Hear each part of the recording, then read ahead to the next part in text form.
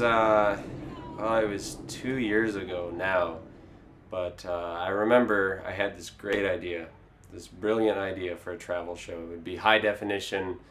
You would follow a group of guys as they traveled around the world, and I had this friend named Brian, and he thought it was the dumbest idea ever. He wouldn't work on it at all. He thought it was crazy, and no, it wasn't my idea. It was Brian's idea.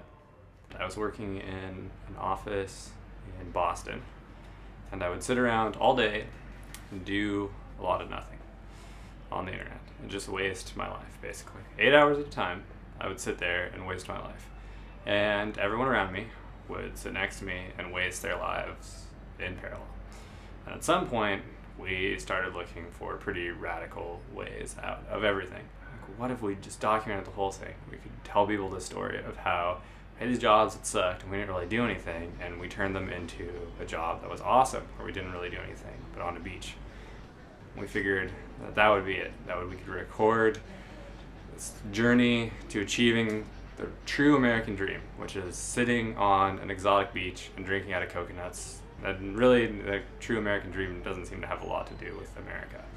So, anyway, as with most things have to do with pretty radical life changes, no one followed through.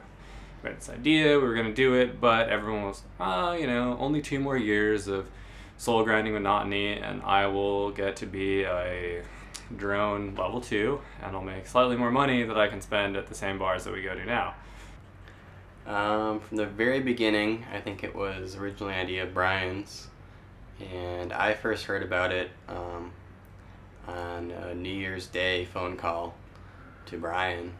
Actually, I didn't mean to call him, but I may have had a few drinks that night, and my phone book hit Brian's name, and sure enough, a minute later I was talking to Brian, who I think had also had a few drinks. He briefly explained the project, and it sounded very cool to me, and I was very excited, and we talked about it over the course of, I don't know, a year or so, and made plans and started building it out, and eventually the time came for everyone to meet up in Seattle. So I quit my job in Oswego and moved to Seattle. Sonia's going back there to do her vet school classes, and so we packed up our entire life yesterday and fit it in the trunk of this car mostly, and we're driving 24 hours from Seattle to Stillwater, Minnesota, which is going to be a very, very long and boring drive. But we managed to fit just about everything inside this little car, except for a lot of our kitchen stuff. Hey, Piper. Okay, I gotta go help with the cat.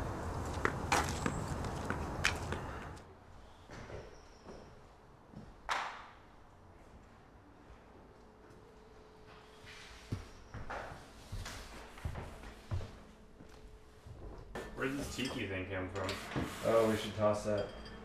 Put my toothbrush in it.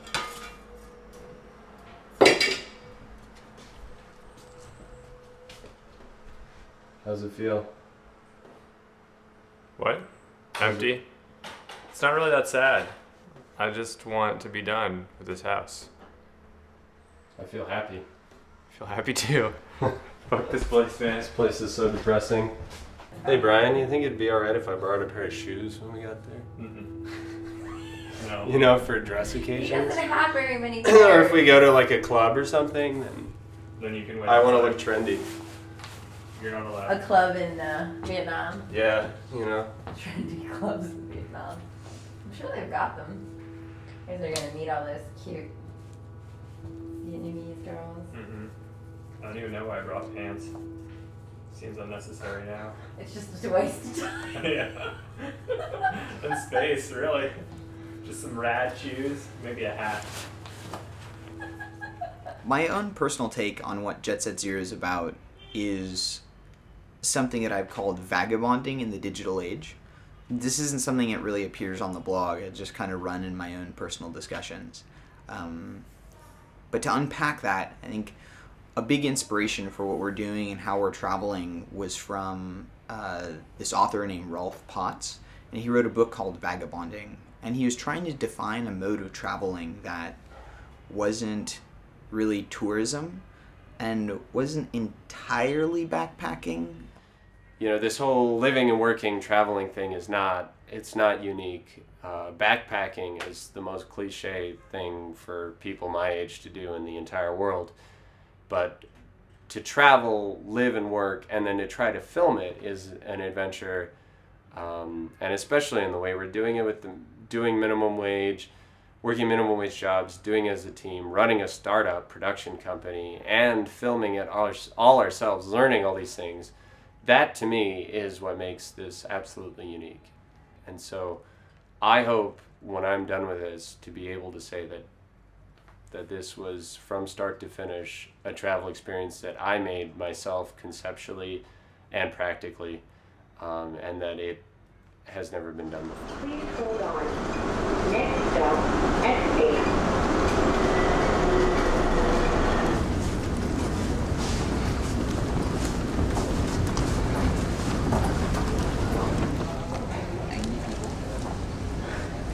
We were really at the airport. I don't know how long it took us to finally get to the airport. I don't know. I don't think it's still really sunk in yet. I go to the airport so often, it still feels like I'm just going to the airport. It doesn't feel like I'm going to Vietnam yet. I want a McDonald's apple pie. Already? Yeah. We're still in America, man. Yeah, I know. I'm just saying, it's like my parting thoughts. McDonald's apple pie. I want... And freedom. I also want to do some freedom. McDonald's. I'm feeling very calm. I'm really calm, really resigned. Vietnam! Alright. I'll beat you to death with a bone pole. We could be on that plane. On it. Really relaxed. Calm, I'm just relaxed. laid back.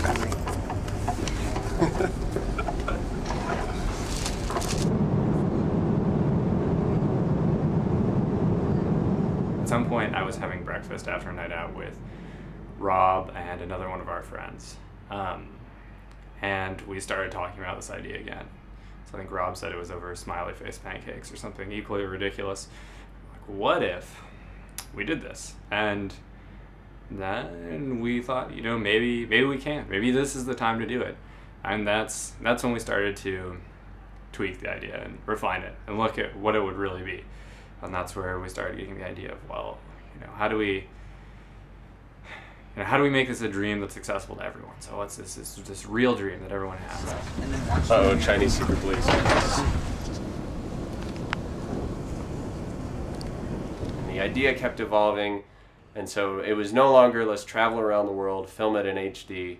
It was let's travel around the world on minimum wage and film that in HD, and then let's travel around the world, film it in HD on the salary you make, working minimum wage, and meet people like us around the world and see what their story is like and learn how to live in a culture using them as guides.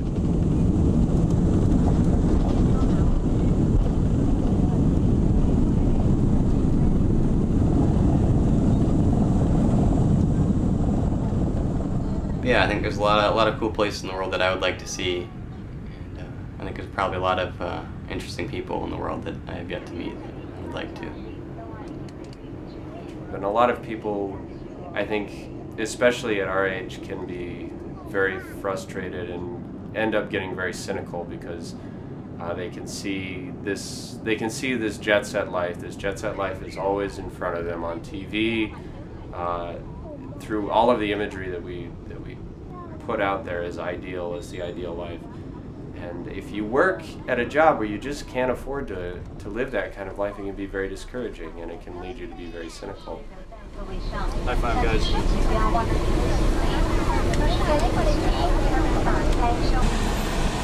Perfect size for us.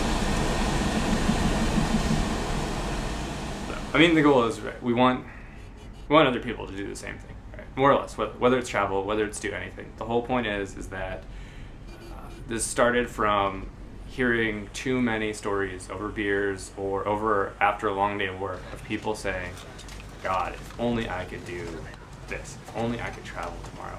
I would just do this for the rest of my life, or that, or switch jobs, or take up knitting. I mean, just whatever it was. For whatever reason, we live in this culture where people fall into channels, and there are these invisible barriers that keep them from jumping out and doing all these amazing things. And so our goal, my goal, is to inspire other people to take up arms and just go and challenge the things that keep them from doing what they really want to do. I think the world would be a lot different place if people reached out and really went after what they wanted.